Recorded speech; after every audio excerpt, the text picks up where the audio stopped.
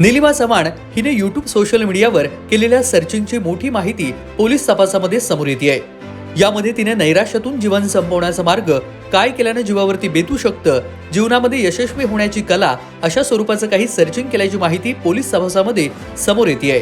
22 जुलैपासून तिने हे सर्चिंग केल्याची माहिती तपासामध्ये समोर आली आहे। निलिमा चव्हाण यांचा मोबाईल आणि बॅग जगबुडी नदीमध्ये 4 ते 5 दिवस पोलिसांनी सर्च ऑपरेशन करून देखील या दोनही वस्तू मिळालेल्या नाहीयेत। गुगल अकाउंटवरून पोलीस तपासामध्ये ही मोठी माहिती समोर आल्याचं पोलीस सूत्रांनी सांगितलं। यातून तिची मानसिक नैराश्याची टोकाची स्थिती लक्षात यावी आणि ती कोणत्या तरी दबावाखाली होती, त्यामुळेच तिनं अशा स्वरूपाचं सर्चिंग केलं असावं हा प्राथमिक अंदाज पोलिसांचा आहे। त्यामुळे निलिमा चव्हाण हिचा झालेला मृत्यू हा तिच्या मानसिक नैराश्यातूनच टोकाचं पाऊल उचललं असल्याचा अशी माहिती पोलीस तपासामधून समोर येते आहे। या प्रकरणी आत्महत्या करण्यास चितावणी दिल्याचा गुन्हा स्टेट बँकेच्या अधिकाऱ्यावरती दाखल झालाय।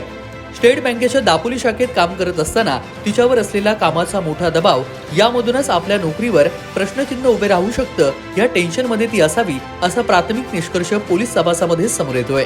दापोली शहरामध्ये अन्य स्पर्धक बँकेच्याही शाखा आणि अन्य पर्याय उपलब्ध असताना दररोज 4 ते 5 डीमॅट अकाउंट नव्यानं ओपन होणं हे तसं सोपं नाहीये। स्टेट बँकेचे अधिकारी गायकवाड याला न्यायालयानं 1 दिवसाची पोलीस कोठडी दिलेली आहे।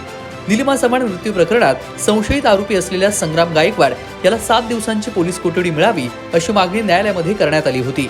मात्र न्यायालयानं त्याला 1 दिवसांची पोलीस कोठडी दिलेली आहे। आज शनिवारी पुन्हा त्याला न्यायालयात हजर केलं जाणार आहे। या प्रकरणात गायकवाड याच्याबरोबर आणखी कोणी या प्रकरणामध्ये अटक होण्याची शक्यता तुर्तास तपासणीमध्ये मिळालेल्या माहितीवरून वाटत नसल्याचं समोर येत आहे। मात्र आता पोलीस कोठडीमध्ये असलेल्या गायकवाड याच्याकडून कोणती माहिती पोलीस तपासामध्ये समोर येते हे पाहणं महत्त्वाचं ठरणार आहे। दरम्यान या प्रकरणात निलिमा काय करत असलेल्या स्टेट बँकेतील अधिकारीच दबाव टाकत असल्यानं तिने हे टोकाचं पाऊल उचललं अशी तक्रार तिच्या वडिलांनी चिपळूण पोलीस ठाण्यामध्ये दाखल केली आहे। या सगळ्या प्रकरणाचा अधिक तपास रत्नागिरी पोलीस करतायत।